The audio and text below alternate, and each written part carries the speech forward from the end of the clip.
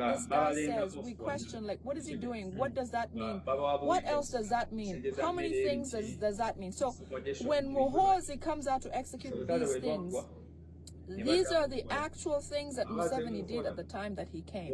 Now is when we realize, because we're comparing, several things are being said in the corridors. Several things are told to Muhoozi in form of advice from his uncle Salim Saleh, from Museveni, his father, from the other generals and the cabal that existed throughout this time. The ones who existed with Museveni are now the advisors of Muhoozi. And in passing, as they communicate, so much of that is leaked. So, in a way, we are thankful for Muhoozi being here because he's bearing his father naked. Same thing with him as an individual. He is now going to pay for his father's mistakes. All of what his father did in the dark, Muhoozi is doing publicly. And so, smearing himself in the dirt, including his father, because in his tweets he references his father all the time. There is no Muhoozi without Museveni. There's no Museveni without Muhoozi. Therefore, all their crimes that used to be history, Joseph Kony, camps, and how he treated people, the disappearances of Kaira and all these people. Now we know the killing of Janani Luum, all those are now coming to light. We're like, you know what? I remember that. At the time, yes, I remember. Now we're connecting the dots, and it has all along been Museveni. We are all along, this has been Museveni's actions, not Obote, not Idi Amin, not anybody else, because they look the same. It has been different presidents, yes, but laced with Museveni throughout. Obote, Idi Amin, Tito Okello Lutwa, all those people, since Museveni came in the 1960s, or he talks about the 60s and the 70s. Since Museveni came, he has been in action, and it's been non-stop. So we are thankful for Muhoozi and everything that he's doing, because it's everything his father did and more. And the good thing is that he's tying them together. Every time he says, my father said this, or I'm going to speak with my father, or my father approved this, I'm going to do this. So when he does something, it's tied to his father, and he's completely soiled with it. So we are thankful in disguise, even if it's hard to believe. Muhoozi is really, truly setting Uganda for change. Okay? Muhoozi is providing all the evidence we need to incriminate Museveni, not like we don't have enough. But he's doing it every day that he does whatever he does. All these, sick orders, the arrests and all of that, it happened in the past, but people never paid attention. So it's time, and we are thankful that this idiot was born and is doing what he does now. So speaking of Miriam Matembe and her arrest, she presents as that because she's been very outspoken. So the story behind Miriam Matembe's arrest, okay? When they sat in the beginning, when the Constitution was being made by CA, Constitutional Affairs, is it? The few people who sat together to prepare the Constitution and put it together were Miriam Matembe, amongst other people, including Museveni, okay? It was obviously with the authority of Museveni that this happens. So Museveni gets a group together and says, we're going to put together a constitution for this country called Uganda. Miriam Matembe was one of those people. Miriam Matembe all along has been outspoken, has been very, very for Uganda, and to make sure that everything that is going to be put in that constitution, she made sure that it was revised, it was revisited, it was talked about, it was ironed out, it was for Uganda and not for any other nationality. So what happened was that there's a book that's going around with a page where Museveni promises not to arrest ever or kill Miriam Matembe. It is an agreement that they made during the time of the CA establishment when they tried to put together the Constitution. So what happened was during the putting together of the Constitution, after Miriam Matembe and the group of people had done it and done it all well, Museveni was offered, to read through and make sure that everything is done right. And Museveni, remember when he came, he had come with some Rwandese people and obviously wanted to make sure that they set a place for them in the constitution from the beginning. So because Miriam Matembe has been very vigilant, Museveni always felt like, you know, this woman is something. He wanted her to be there, but she has always been powerful and vocal. So what Museveni did was, after the constitution had been put together, the book had been approved and all of that, when it was ready to be signed by Museveni, obviously the president at the time, when they went to meet for signing and commissioning to say, okay, officially this is the Ugandan constitution, Museveni, with a copy that he has, presents the copies to Miriam Matembe and the other people who were involved to take a look at the book that has been produced from their hard work, the Constitution of Uganda. And Miriam Matembe and a few others look in the book and see other leaves that were added that they had not been part of their meeting, that they had not agreed to add to there. And a few of those leaves pertained to Rwandese or Rwanda, to say that Rwanda or Rwandese are a nationality of Uganda at the time. Remember, internationally, international treaties, sovereignty of different nations does not allow for another country to call another sovereign nation part of it. Therefore, Rwanda or Rwandese are not supposed to be Ugandans officially or part of any other country, because they are a sovereign nation with their own practices and constitution and president and so on and so forth. So literally, if a Rwandese person vigilant enough, I know they're super interested in Uganda, if they decided to pursue this and sue for the fact that they were included in another country that they're not supposed to be because they have sovereign powers of being a country of their own and managing their own affairs, this could get Uganda in trouble or get the president, that so-called Museveni, in trouble. But so what happened was Museveni, always thinking ahead and being, you know, caddy-like, he decided to rewrite and include a few leaves that pertain to Rwandese people being a part of Uganda. So during the meeting, when he presented the books, the copy that Museveni had is the copy that was adulterated to include Rwandese. So when Miriam Matembe got a hold of this book, she said, you know, we did not agree on this. I don't want this to be part of this. She has always been a thorn in Museveni's shoe because she is outspoken and wants Uganda for Uganda. Museveni went ahead to say, you know, we had talked about this. These people, I came with them from the bush. I can't just let them be. They helped me get a place, you know, get to this place. They fought for the freedoms of Uganda. Meanwhile, these are the people who killed a lot of people in Luero, you know. There is no definite good reason for Rwandese to be in Uganda. There's really not. They started from the bushes, like Museveni says, to just try to take over this country. Every endeavor has been about being wrong to Ugandans. There is no place for Rwandese goodness, ever, never displayed, never. So because Miriam Matembe insisted and said, this is not what we agreed upon. This is not, we are not signing this one. This is not what we agreed upon. Then there was a few other people who were part of this meeting who talked to her and said, you know, let's just work with him. Let's allow it. We can give it a temporary period of time and this, that, and the other, because they helped fight the war to get us here.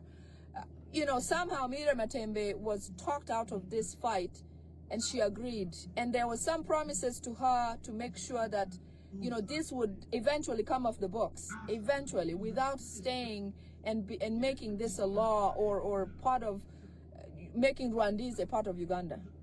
So Miriam Matembe lets that go. But since then, Museveni says it, and the agreement between them was that Museveni would never hurt Miriam Matembe, never arrest her, never kill her, because apparently, as always, Museveni sets the deadline for most people's life. That is how come Miriam Matembe has existed alongside Museveni, even if she has said the most bitter things that are true, and she has continued to live. But now that after Museveni made that agreement with Miriam Matembe, here comes enters PLU and the Sun.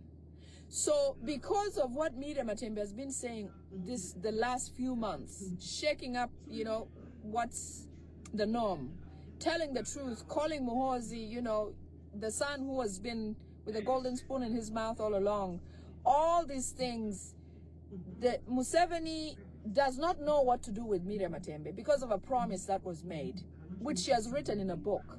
It's something that she has documented and has been shared world over. Museveni is now in a corner. Miriam Matembe is speaking. Museveni is concerned that if Miriam Matembe continues on this trend, she can cause a toppling of the country, of the presidency.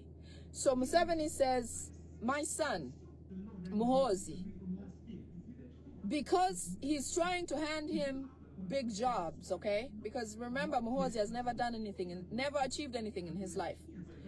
In a way to get him to do something difficult, in a way to make him not unafraid of disrespecting Ugandan mothers, in a way to embolden him. Wait until I get to Cedric Babu, you will be concerned. And I'll tie that in together. In a way to embolden his son, in a way to make him grow up. He tells him, I have an assignment for you. Because Museveni cannot touch Miriam Matembe on his own accord. He sends his lumpen to go and try to do something to Miriam Matembe. He says, this woman has to either get killed or arrested and locked up and never released. So Muhoozi takes on the assignment and runs with it. Miriam Matembe is picked up and all these things happen. The media, all this and that happens in the media. She's arrested, incommunicado, and produced just like the other people. So Muhoozi, the reason why I say the coming of Muhoozi has undressed Museveni of all his evil all along. Everything that happened to Dr. Miriam Matembe, including the fact that being who she was, a minister of integrity. I mean, integrity means knowing right and wrong and doing right and wrong and standing for right or wrong, standing for right where there's wrong. Miriam Matembe becomes the criminal in their eyes. So, in essence, what Museveni is trying to do is to empower his son, to embolden his son, to be able to break whomever. If they say, go and pick up Sejusa, you know, we won't think twice about it. And also to get Ugandans conditioned with the fact that this guy is a scary crow. Muhoozi can do this to anyone. Imagine if he does that to Miriam Matembe. That's the picture they're trying to put in Ugandan people. Okay, so the fact that he did that is to embolden him and also to try to get us Ugandans conditioned and afraid of Muhoozi. But more so because Museveni can no longer touch Miriam Matembe. He gave the assignment to his lumpen to go and do it. That is why Muhoozi did this, and that is why Miriam Matembe ended up that way. Muhoozi is struggling, Museveni is struggling with people who speak up, people who say anything. The media, the outlets that are outspoken, the outlets that speak the truth, individuals that are powerful, that command an army almost. Miriam Matembe commands all the women in Uganda, you know what I mean? Sarah Birete, huge. All these powerful people. He's trying to break their spine so that they can no longer speak. I'm sure they offered Miriam Matembe all sorts of, let's give you this, so you don't do this, so you don't do that. But Miriam Matembe is not the kind of person to be bribed, okay? So you are going to see more of a trend like this. In fact, at State House, where I get all of my super security alerts, there is a major security alert I shared yesterday about the arrest of Honorable Betty Namboze from Mukono. Museveni has ordered that Namboze be picked up, beaten really, really badly, and to a place of disability, so that Mrs. Betty Namboze is no longer able to walk. So the next, they said by Friday, you know, as I speak, sometimes when I say certain things, they will change this and that or the other, but know that their intention, when they capture somebody like Sarah Birete, like Miriam Matembe, you know that they're edging for the the valuable opposition, because they don't want anybody to speak. They basically want to turn Uganda into a North Korea type of arrangement where nobody speaks. All media houses get their news from State House, which is biased, obviously, which is the house, the brain of human rights violations in Uganda. That is the intention of what they're doing. The closure of Monitor and the other two media houses, NTV. The purpose of doing that is to be able to stifle honest opinions of Ugandans. But people like Dr. Miriam Matembe and the rest, what Museveni and Muhoozi don't realize is that some of us and the rest who are speaking up or speak are even more empowered, because with the arrest of Miriam Matembe, so much else went out. So much media went all over the world. Miriam Matembe is not a simple, a simple person. And I'm not saying anybody's life is less of a value, but Miriam Matembe has been and shaken the rest of the world by her arrest and her being treated like Muhoozi did. Same thing that happened with Dr. Miss Sarah Virete. Same thing. As much as they feel like they're stifling Ugandans, they are breeding a lot of other support for Ugandans. I tell you, the son of people like Gaddafi were the people who helped bring down their father. All of these dictators were brought down by their own that they bred in-house. In-house, their own children, their own spouse, their own somebody. So Muhoozi single-handedly is dropping his father's whatever he's used to be completely. And this government is ripe. It's right where it should be. Right where it should be. Change is imminent in Uganda. The closure of the media houses went viral, international. Communications came from all over the world. BBC, the people who are concerned, the people who always do, the ones who communicate, the ones who are allies. Senator Jim Risch, he sent a message and said, we need to reconsider our ally and working with Uganda from now on because of things like that. So whatever Muhoozi is doing, I know that it hurts, but I'm telling you, the positives are enormous, enormous, enormous. We just have to figure out how to keep people safe. For example, when they abduct and do things like this and that. So my other person that I want to tie into this case of Dr. Miriam Matembe is Cedric Babu. Cedric Babu's case, like I said, Muhoozi is undressing his father. Cedric Babu's case is a mirror reflection of everybody Museveni came with from the bush. The people who ushered him into power. When I say that, I mean the Ugandans who helped him step up and get where he is. Cedric Babu was a die-hard friend of Muhoozi, a dear friend. I'm talking about, how he's a womanizer and all, right? Muhoozi has that home that they say is for, what is that wealthy guy that their proxy who has a home on Lake Victoria. That gentleman that is the young gentleman that lives, the one who owns Nachivuba Stadium, Ham Chigundu. That home of Ham Chigundu is Muhoozi's home. Cedric Babu and Muhoozi went there often to do their own guy stuff and all of that. They're good friends. They hang out together. I mean, they drank together. They did whatever they do together, okay? I'm talking about a best friend for a very long time. Cedric Babu is just like the son of former minister Bukenya, the former minister of education, Bukenya. Bukenya had a son who grew up with Muhoozi. The big guy's sons. At the time, Bukenya was one of those powerful people in Uganda at the time when his son was going through Sandhurst, going through school. Besides Andrew Mwenda doing his Muhoozi's exams at lower level. Yes, thank you, Joan. Thank you, Babidi. Yes, Giovanni, thank you. It is Ham Chigundu. At the time that Cedric Babu was going through, at the time that Muhoozi was going through Sandhurst school, Bukenya's son, they were parallel, same age group, they went to Sandhurst together, they learned all these things together. he helped Muhoozi a lot through school at Sandhurst, you know, because Muhoozi is not that kind of person. Sylvia, don't forget the lady who got killed. Yes, I'll talk about her. So because all these helpers of these people end up disappearing or dying mysteriously, the same thing that we're going to see during Cedric's case is what happened to the people who helped Museveni come into power.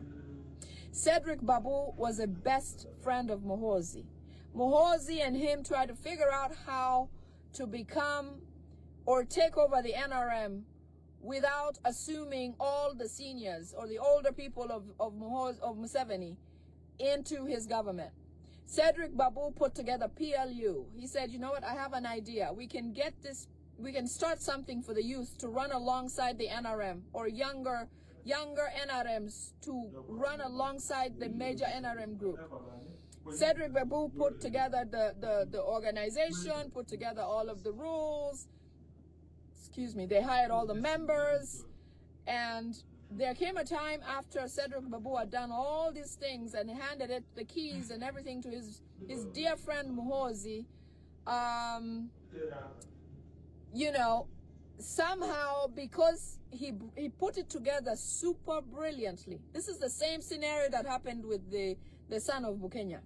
When Bukenya's son had learned all these things, helped Muhoozi finish Sandhurst and all of that, the same, when I talk about Bukenya's son, think about Cedric. When I talk about Cedric, think about Bukenya's son, because same exact thing happened. And then after that, transfer that to everybody that worked with Museveni, the Kairas, all of them, add them to that, compare them, parallel.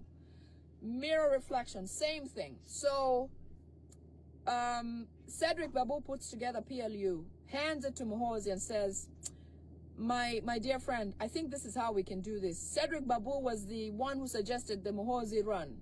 Remember when PLU had that run in Kololo to try to negate the Kabaka's run somewhat? All of that was the brain work of Cedric Babu. Now, after some time, when it was all settled and Muhoozi is starting to run PLU and it's starting to take off, Museveni calls Muhoozi and Salim Saleh come together and say, you know what, Muhoozi, I know that Cedric Babu is a really good friend of yours, and I can see that you guys, you know, you're doing really well together, but we're afraid that he's really, really brilliant. And if Cedric Babu can put this together for you, imagine if Cedric Babu turns on you and starts something new. Imagine that you will never survive something like that. So we have a suggestion for you, and something that we want you to do, because it's going to make you stronger. It's going to make you more powerful. And if you do this, anybody else is going to be a non-issue for you to get rid of, if you must, because they've misbehaved, because they're trying to take over you, because, you know, they're seeming like they want to snatch your government. After Cedric Babu did all these things, Museveni and Salim Saleh and Andrew Mwenda and all of them decided that Cedric Babu is now a threat to Muhoozi. The same thing that happened to Bukenya's son. What they decided was that Bukenya's son, if he came up alongside Muhoozi, he would be a huge challenge to Muhoozi because he was brilliant. He was an articulate guy. He was coming up to be something. And Muhoozi had nothing on him. You know, everybody that works for Museveni has something on them. Either they have crime they've committed, lots of fraud, which I'll speak with you about that also, lots of activity that they've done. Either Museveni set them up, or they did it on their own, and Museveni dangles it over their head like this. So because Bukenya's son was clean, there's nothing to do there. And to tame Bukenya, they had to do something to trim him up. So they told him that you must kill Cedric Babu. And Muhoozi said, no, I couldn't do that. And the father said, you must. Salim Saleh said, you must. In that conversation, they talked about a lot else that Museveni has done as examples to Muhoozi. And all this information as they speak, as I said, Muhoozi is undressing his father every single day. Everything, whoever Museveni got rid of, he told Muhoozi. He said, you see that guy? You see the one who did this and that? You see Kaira, the way he was coming up? We had to do this. And Muhoozi said, why don't you kill his father? Why does it have to be Cedric? He said, no, the father is a barking dog, an old barking dog without teeth. This one is your competitor. This one will finish you if you let him be. It took Muhoozi a very, very long time. They told him, if you do this, you will not be afraid to get rid of anybody above you, below you, anybody you love, anybody who you care for, anybody you've done anything with, anybody you haven't done anything with, any foreigner, any indigenous person, anybody of importance. You will not think twice about doing away with them.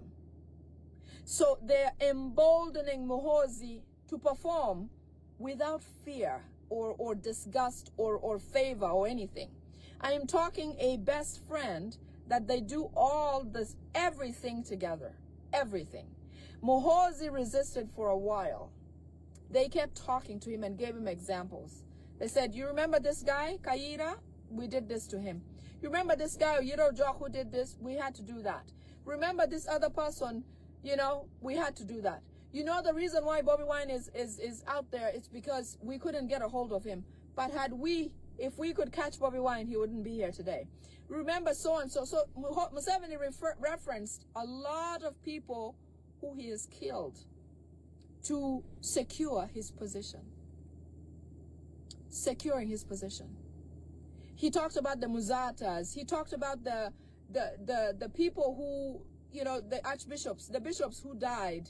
He talked about just anybody that he had to trim to get out of the way because he felt they would either command an army, like people like Dr. Miriam Matembe, because of what she says, her information. That is why they decided they have to, Muhoozi should kill Miriam Matembe. So he anyway went ahead and with a lot of hesitation, Muhoozi killed his dear friend Cedric Babu. That is how Babu died. Because he feared that Babu would eventually become something. Because he put together PLU successfully. That is why Babu is not here. And I feel bad for his father. But he worked for a government and served him for so many years. And I'm sure he knew about certain things going wrong. But when these people are in positions and places, they don't see left or right. Even if they know what happened to their predecessor, they will not make the right call. I'm not celebrating that happened to Babu's father or Cedric Babu. But I'm saying this so that we know. Hopefully the Kabandas will know that this is their future. Anybody progressive in Uganda today, especially working for these people, has a very limited time on this earth. And it doesn't matter what you do, because it's not enough. Let me tell you about Anita Among. Anita Among had become something. Too much. And because Museveni has been being pestered by the Western world to deal with corruption and deal with these things, plus she had already been sanctioned, Anita was already a cancer in Museveni's existence. So before the speakership race ended, Museveni called Anita Among and said, you know, I would like to show you something. And when I show you what I'm going to show you, I would like for you to drop off the speakership race and let it continue as I'm going to prepare it. And he handed Anita Among a file. You know, there's several files that Museveni has. For example, Nabanja.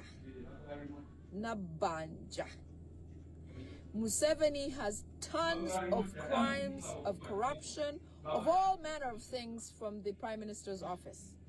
Nabanja has a file. Everything Anita Among did with the Commissioner's office in Parliament is filed, and Museveni has them.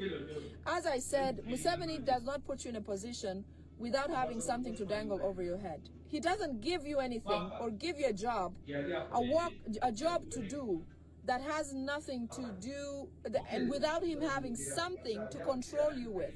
As I said, all the pastors and priests and so on, he has videos of them being, you know, what they're not supposed to be doing. There are videos that are recorded, that are documented, that he teases them with if they refuse to do something.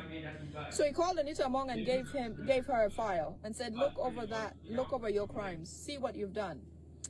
Museveni says, I know all these things that you've done. And Anita Among looks at everything and says, I understand. Museveni cautions Anita Among and says, do not speak to any member of parliament anymore. Do not call them to your home. Do not meet. Do not discuss anything else. As soon as Anita Among left the meeting with Museveni, she started calling these people and said, you know what, I'm here. He's just teasing me. He's bossing around. A few days later is when they climbed on Anita Among and started catching this or that. I don't know if some of the items might have even been staged, but Museveni knew how to bring Anita Among to her knees. To date, Anita Among is on house arrest and cannot come out to go anywhere freely as a Ugandan. Even if she committed those crimes, she has never been tried and will not be tried because Museveni does not want her to speak. So she's not going to go through a formal process, due process, as she should. But of course, Museveni will find a way to stifle Anita Among, and soon you will hear that she's no longer here. I did bring some security alerts, and I did let you know that their plans were evil on Anita Among and Mr. Magogo. But that's not where Museveni stops. That is just an example. Today they've picked up other people. It may be some sort of diversion, but it is something that is happening that goes to show you that despite Museveni being or acting as if Muhoozi is the new clean-eyed or active leader of Uganda, everything Muhoozi is doing, Museveni has done. Everything. And worse, everything Muhoozi is doing. There's a gentleman called Katunji.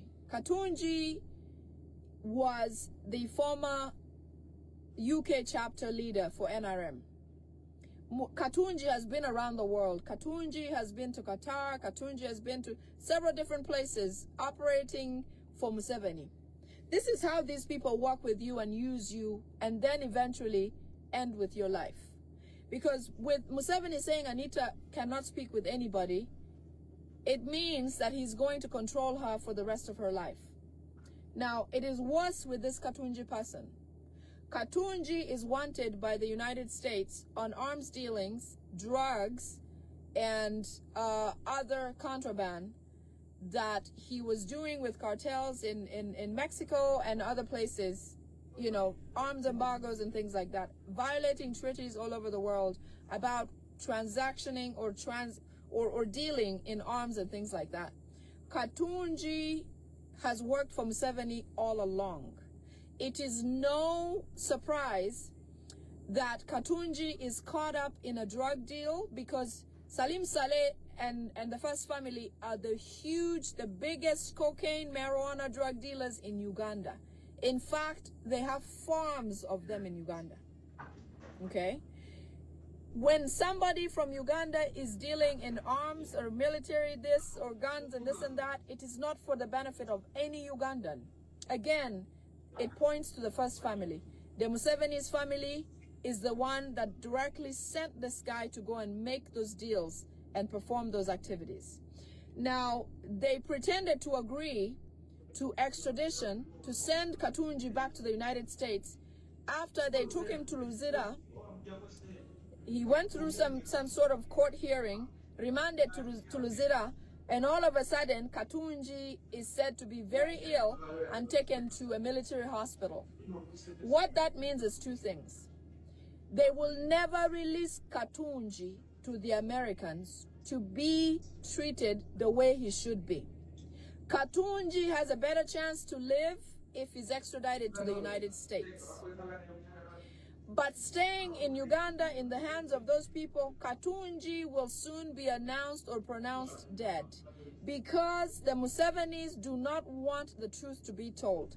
I am sure if Katunji came to the United States, a plea deal would be easy to get him speaking and he would tell the truth and the whole truth And all the Museveni people would be incriminated in that truth.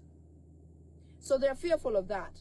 They will not release Katunji to the hands of the American people like it has been agreed in the letter that requested extradition to the United States. That will not happen. Therefore, Katunji will not live. He will not. He will not live. So he's lucky if he goes to the United States. But I'm telling you, this is somebody who ran for office in Changkwanzi. He was a member of parliament, elected, a member of PLU. Had this case been a thing that has happened to National Unity Platform, anyone, anybody, you would hear. But because it has happened to someone of theirs, they're trying by all means to see that it doesn't come to the media, it doesn't get talked about, it's not further discussed. You know, nobody's going to take responsibility of all these things that Katunji has done, all the arms dealings, you know, over $150 billion that has been exchanged, over 500 AK-47s that were transferred here and there. Nobody's going to take responsibility, especially not the Muhozis. Especially not.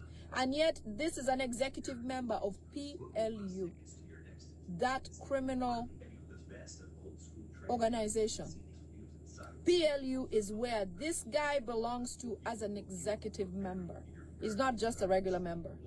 This guy has been used by Museveni for many, many years to deal in guns and deal in ammunitions, to deal their drugs from Uganda to wherever else in the world they can get it. Katunji has been in the middle of this. But I'll tell you that Katunji's best luck is to go to the United States and live, maybe for the rest of his life in a jail cell. At least he'll live. In Uganda, Katunji will not live. No, he won't. He will not. But they've decided not to hand him over. Okay? There is something about Kwagala Hospital in Bujuko. There is a security alert that I got yesterday that I didn't share right away. But apparently Maristops, I know, is an organization that operates in Uganda that provides medical care here and there. They are a non-profit organization. But it is likely that because many non-profit organizations were shut in Uganda and closed by the Museveni people, because now they're afraid of everybody who comes to Uganda who is foreign because they think they're spies. Maristops has been taken over by these Rwandese people, and they're using this organization to go and plant or kill some people, plant viruses or give people injections that are false and this, that, and the other. So if you see Maristops in your area, warn your relatives and friends, because they're not doing what they used to be. Their original purpose of being in Uganda has been convoluted by the NRM, the Banyarwanda, and their dreams. Okay, so Bujuko Hospital, Kwagala Hospital in Bujuko is where they are going to have their next meet, where they're going to be injecting people with, they claim it's vaccines and all these things. But a vaccine, being that it's a virus anyway, they are, oh goodness, Eve, thank you for sharing that. Eve is saying that it's a hospital that specializes in abortions in Uganda. Oh, that's something. So Bujuko, people in that area, just let them know that they shouldn't, because when they're vaccinating people, vaccination is a good thing. It happens all over the world. But how do you vaccinate people and don't give them documentation to show that they're vaccinated? You vaccinate them at home, you go and vaccinate them at school, you go and vaccinate again in the marketplace. Anywhere that you meet people, you give them a vaccine. What are you giving them? And why are you giving them so much of that? Okay? So it is a problem. Bujuko people, be aware, and please make sure you let more people know that it is the Rwandese people who are operating Maristops. It's no longer an organization that is for its original intended purpose in Uganda. It has been taken over, and you will see that the operators of Maristos are Rwandese people. But in any case, if they change the people coming to do this, just know that it is not well intended for Ugandans.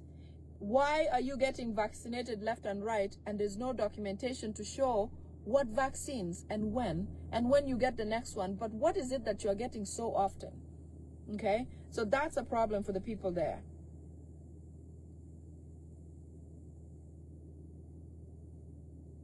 So as I mentioned, everything that Muhoozi is doing is just exactly what his father did at the time that he came to power.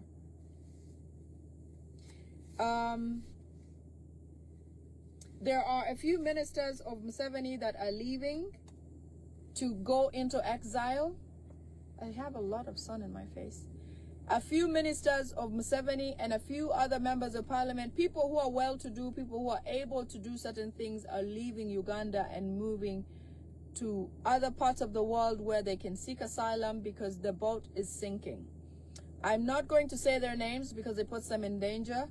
Some people are well-intended for Ugandans, so I couldn't expose, especially if they're running to safety. But if I ever know somebody who has done so much wrong to Ugandans, I'll expose them. I'll give you the names. So far, I'm not going to. I will just mention that the swamp is draining. And for those of you who are still there, just pay attention because it's coming to you. Okay. So let's talk about corruption. A lot of things are being said about corruption, and they're arresting so and so and the other, here and there, everywhere, every time.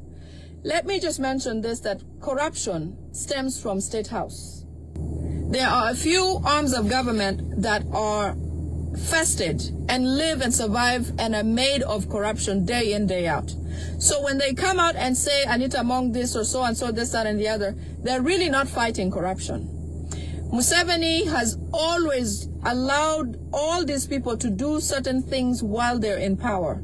He only dismisses them or lets them loose into the right hands of power after he has already used them and is ready to let them go.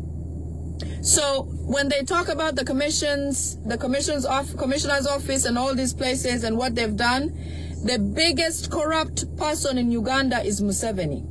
The family that is most corrupt in Uganda is Museveni's family. The most corrupt office in Uganda is the State House of Uganda. It is the only place that collects supplementary budgets upon supplementary budgets, including a budget that is called a classified budget. A classified budget is a budget that you don't question. When it comes to Parliament, they say we need 25 billion shillings. It is a classified issue. You know, they'll act like it's something to save Uganda or whatever.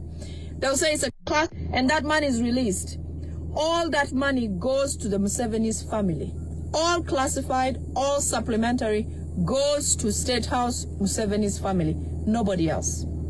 Ugandans are struggling, impoverished, stuck in life, but all the money there is that's available that could be moved to do things for Ugandans is taken personally and individually. Mr. Louis Rubongoya shared something today about corruption, which had to do with how much money is being stolen, and yet so many areas of services are not met. Okay, but let me tell you the main offices that are involved in corruption. The State House is number one, obviously, because of supplementary, non-supplementary, and classified budgets that come in, day out, and take money all the time. The legal arm of government is the other one. So much money gets moved in there, somewhat, from one hand to the other, without documentation. There's so many suits that go into the courts. For example, the Greenland Bank gentleman, Chigundu. He went to court until he couldn't go anymore. Because of technicalities, they made sure that his case is stifled. And through that legal process, they were able to make sure that he lost his bank.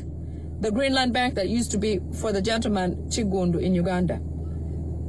That is the legal arms of government. And that area is fested and infested with corruption. The other one is the police force. The police force is one area where I don't even know where to start, because everywhere that they are involved, money passes through hands to stifle legal processes, to make sure that whatever goes, whoever has the most money wins or gets free. And whoever does not have anything, obviously, ends up in the bars. Okay, the other department is the military. Supplementary budgets that go towards the military are endless. Endless. Classified budgets that go towards the military. It is no wonder these Katunji people are caught into traps, because Museveni is constantly amassing himself with military this, ammunitions all the time because of the fear. You know that Museveni no longer sleeps in Nakasero? Because apparently they've said there's too many foreigners in Nakasero. That area, the Sheraton Hotel, all those hotels and foreign operated businesses are the reason Museveni no longer sleeps in Nakasero. He actually has to leave every single day to be taken to Entebbe, and that's where he spends the night. It used to be that the state house in Nakasero was the one that he spent the night. But obviously because of the threat, everything that he has sowed, that he's reaping now, he's fearful for his life, and he gets a lot of security alerts saying that he could easily be toppled or he could easily get hurt by staying exposed in the Nakasero area. So it is likely, it's already been done, that he has moved away from Nakasero and goes to spend the nights in the state house in Entebbe. The other area that spends a lot of money, obviously, is where Anita Among has been, the Parliament of Uganda, the commission. There's no time that Parliament stole this much money, more than Anita Among's speakership.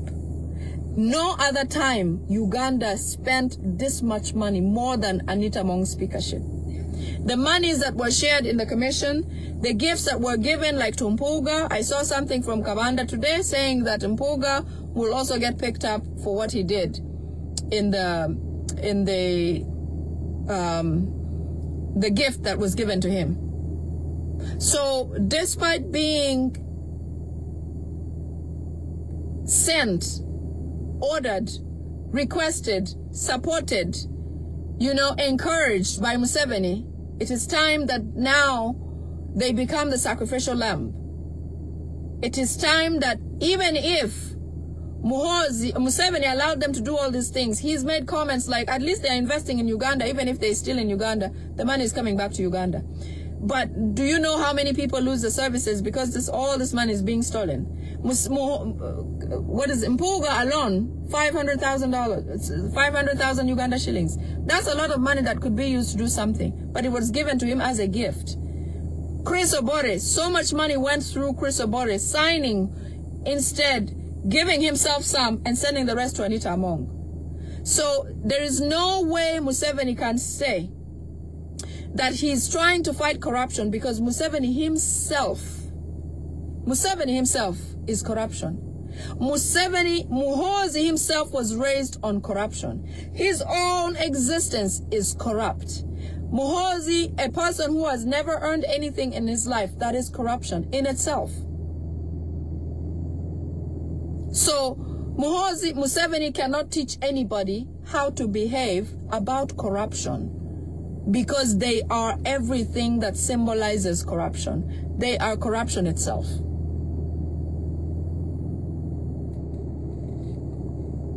Okay? So whatever Muhoozi is doing is exactly what Museveni would do. All the abductions, Museveni did himself. People like Lina Zadriga's husband, Dr. Lina Zadriga's husband, he was disappeared in 2021. He has never been seen. Kaira was killed by Museveni after ushering Museveni into power. Museveni himself took the liberty to do that. To do away with him, because he feared that if Kaira disagreed with him and regrouped, he would potentially take out the government. So in efforts or in a smear of fighting corruption and all this, they are actually the origin and the only problem Uganda has in terms of corruption. There is no, had Museveni been removed, or let's remove the whole family of Museveni, there will not be corruption in Uganda. Do you agree?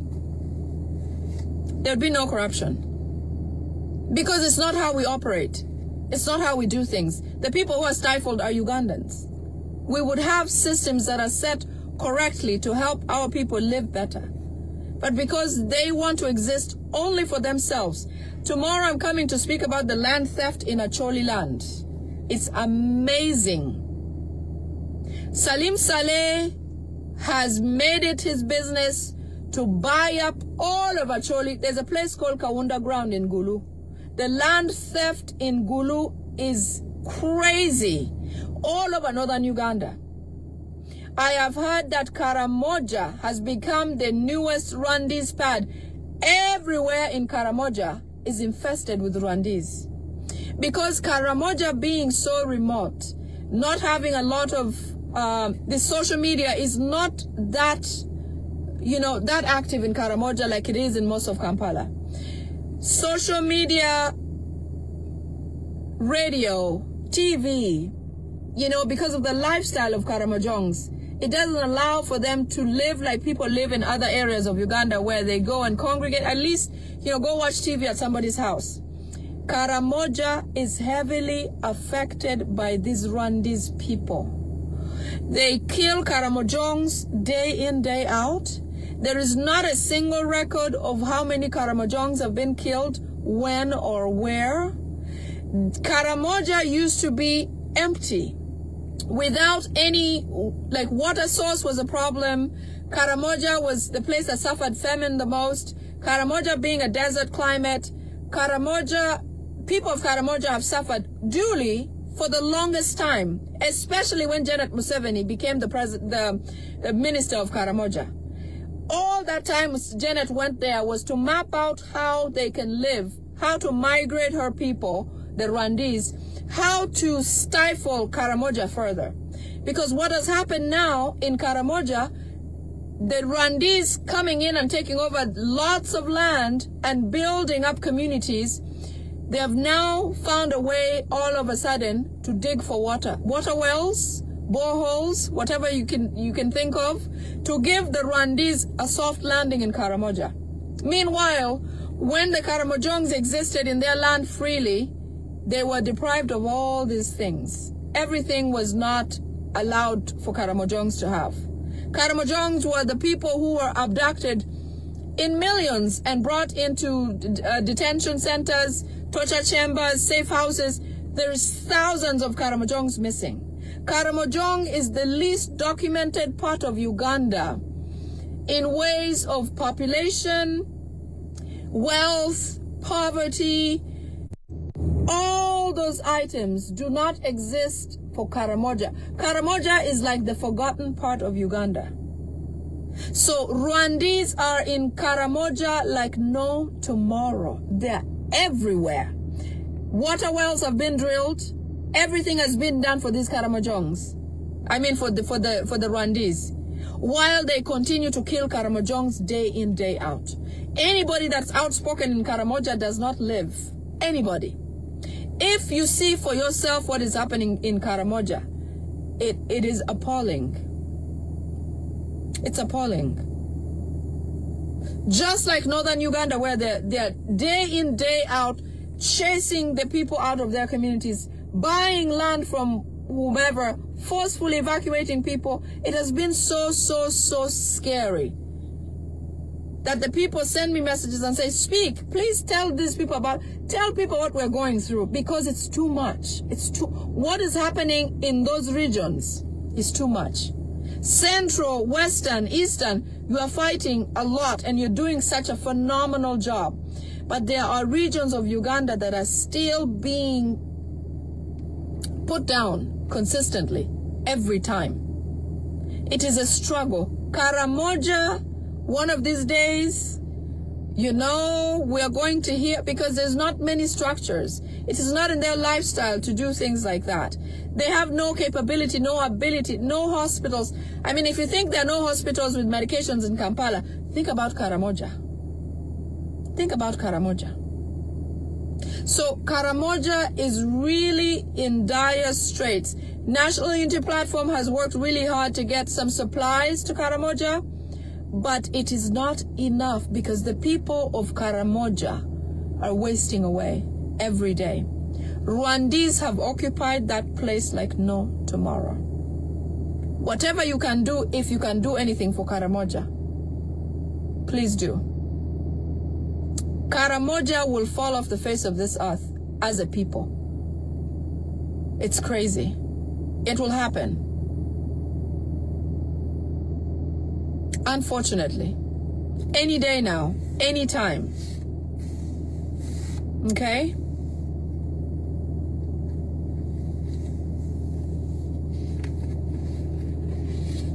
Pray for Karamoja. Do something for Karamoja. Pay attention to the rest of Uganda. Document as much as you can, because we are going to lose some people, as we have already, for certain places and areas. So this facade about corruption, PLU exists as a corrupt entity. PLU is like a rebel group. PLU funding has no source. Where does PLU get money to do what it does? To exist. While they don't want to give National Unity Platform what it's supposed to get. Why does PLU have this much funding to do all these operations, and yet they're not even an entity? They're not NRM, they're not anything. Why?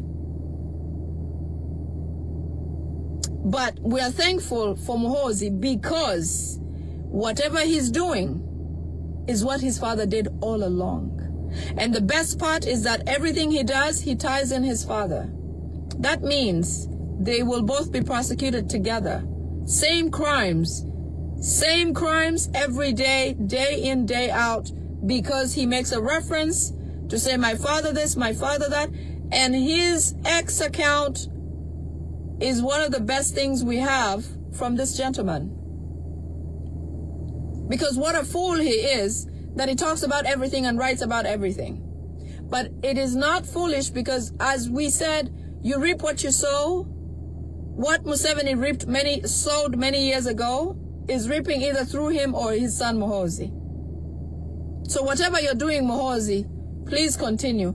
Yesterday he actually tweeted and he said that NRM did not win an election, that Bobby Wine won the election, but he stole the election. So keep speaking. We are documenting. We are taking notes. We're going to use it. We're using it every day. We're making you popular, but not in the light, in the right light. Not in the right light. And I don't think you know it, because you are never told no. You are never told to stop. You just operate like a robot, and that's going to land you in trouble. I'd like to speak about my comrade, our comrade, Lumbuye Fred. What Lumbuye has done for a country, Uganda, is beyond commendable. When Lumbuye came out in the beginning, many people shunned and said, oh, yeah, I think he's just looking for content. People said, oh, you know what? I think he's a disgruntled person. Maybe he didn't get a position or didn't get this or that. But Lumbuye has been for Uganda, has been everything that Uganda needed to have their minds blown open to show them truly what's going on. We thank you, Lumbuye, for everything you've done. And we stand with you for everything that you can, everything that you have given, everything you continue to give, whatever everybody has said they could say, but many, many Ugandans learned more than they would ever have from you. And if it wasn't for you, we wouldn't be here. I would not be here had it not been for Lumbuye. Lumbuye opened the door for so many of us, but also Lumbuye empowered us with information that we now can use sufficiently to fight for our country. Lumbuye will go down in the history as one of the most important human beings that ever lived in Uganda since Independence Day. Lumbuye has revealed and unveiled things that even the Muhoozi family cannot believe could leak. Lumbuye has become we have never been in a place where we need to support and fight for Lumbuye like this. There's never been an important time like now, because all the eyes of the oppressor of Uganda are on him. Their biggest plan is to see to it that they destroy Lumbuye. Their plan right now has been set in motion at the Ugandan embassy in Turkey.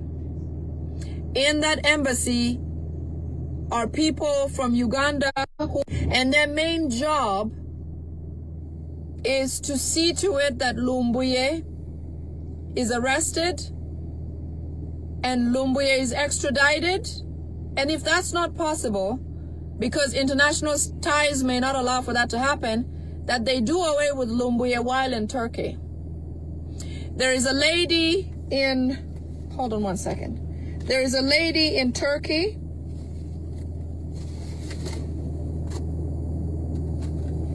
Her name is Cynthia. I'm trying to get, let me find I have a document somewhere. There's a lady who works for the Ugandan embassy, but is also an operator for the Museveni family in Turkey. Works for she works for Museveni's people, obviously being Rwandese, that's automatic.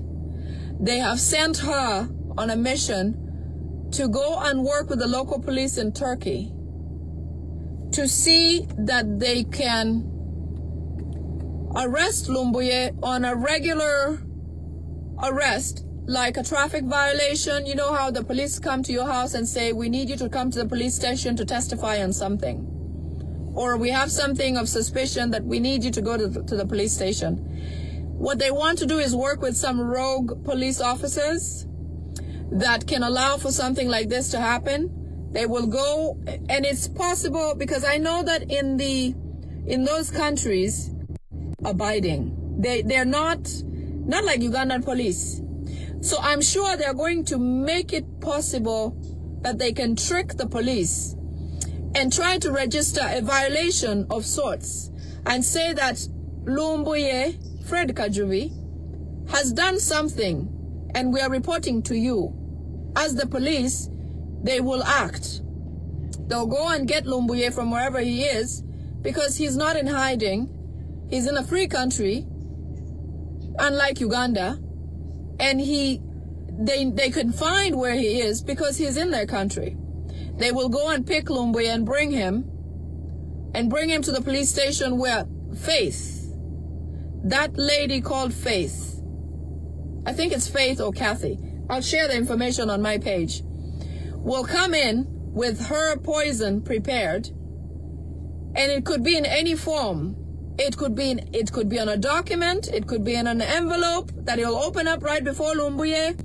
It could be on anything that Lumbuye will then ingest that poison, and it will slowly start working on him. And in their hopes, Lumbuye will obviously found not guilty of being held for whatever reason. So they'll let Lumbuye go. Charity, Faith, I think it's Faith, Charity, or Kathy, one of the three names. It's a Rwandese woman that works at the embassy in Turkey of Uganda, but is a Rwandese woman on a mission sent from State House to come and do this to Lumbuye, to poison him on a regular police invitation for investigation or whatever. Then Lumbuye would go back to his living quarters, and something would happen to him. The poison that he's ingested will sort of work on him. And that's their plan. You know, when I think about people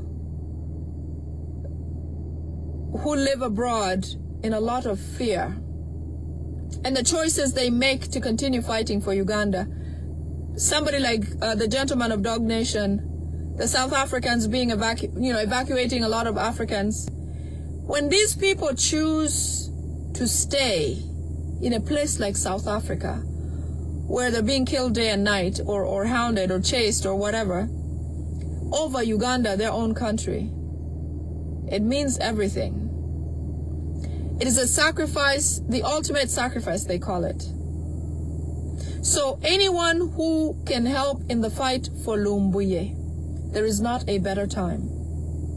Let us do it now. Because everything he has given, being that he's a Ugandan, a true and faithful Ugandan, whatever we can do, let us do. In fact, the UK has a peaceful demonstration at Sandhurst. They're going to Sandhurst because at Sandhurst, Natasha's son has also joined military school. So is Muhoozi's son. They're in the schools, in that school, learning how to come and torture Ugandans in the near future. Once those kids leave the military, they'll come and start rising up the ranks like no other.